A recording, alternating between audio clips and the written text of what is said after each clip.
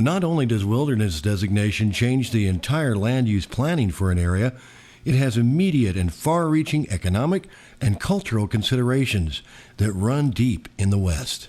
When you consider Dona Ana County and its backdrop to federal lands that are locked up in one form or another, and that being Fort Bliss, McGregor Range, White Sands Missile Range, White Sands Monument, Holloman Air Force Base, San Andreas National Wildlife Refuge, the Jornada, New Mexico State University Ranch, that constitutes about 4.4 million acres already locked up from the general public's access. If we locked up another 300,000 acres of wilderness, another 470 sections or so, that brings that total to about 7,400 square miles that is basically locked out of public access. And if you get an idea of what that is, if you line those 7,400 square miles up end to end, that would span about a third of the way around the world, a mile wide. That's a lot of land, and that's a lot of land to lock up. And you got to remember that a lot of that federal land already non-accessible was taken from ranchers.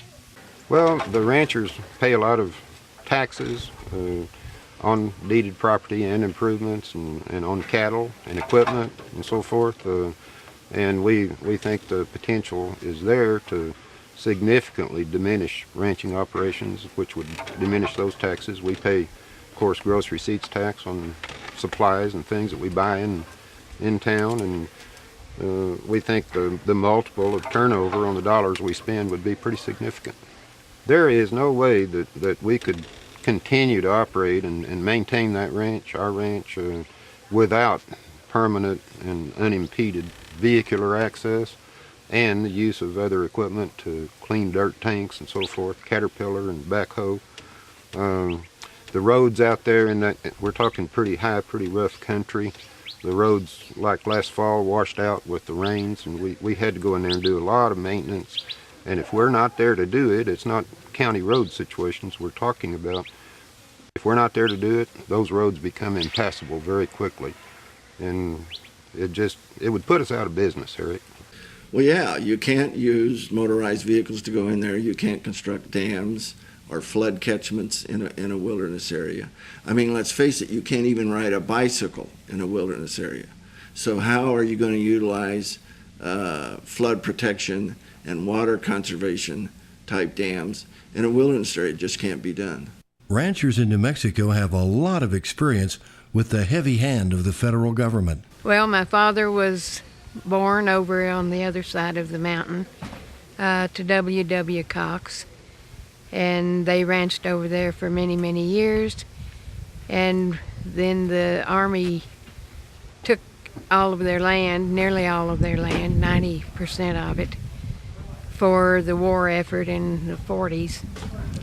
And my father, they realized that there wasn't enough there for all of the family, so my dad bought a place over by in Otero County, what is now the Charlie Lee Ranch. The thing with the wilderness designation is they shut more people out here, they shut more people out there.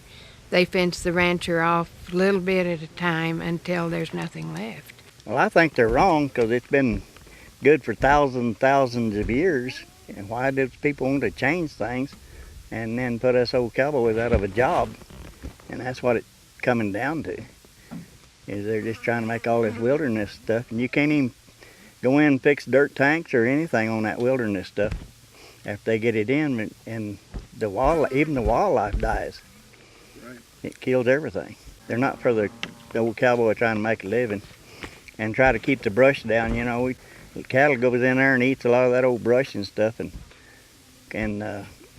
keeps it so you don't have all them forest fires like they have nowadays.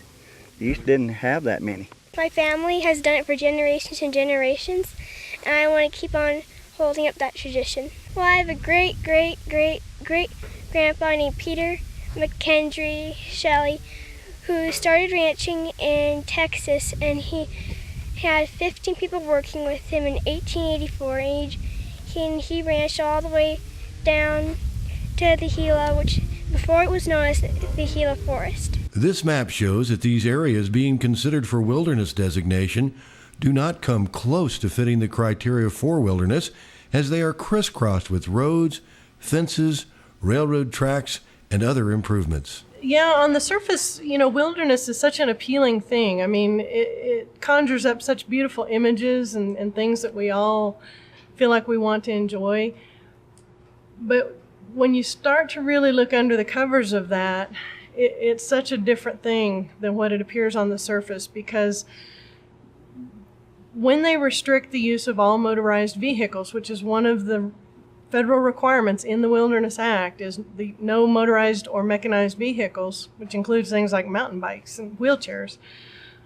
When you start looking at that and you start to realize that that means law enforcement is going to now be under significantly more restriction.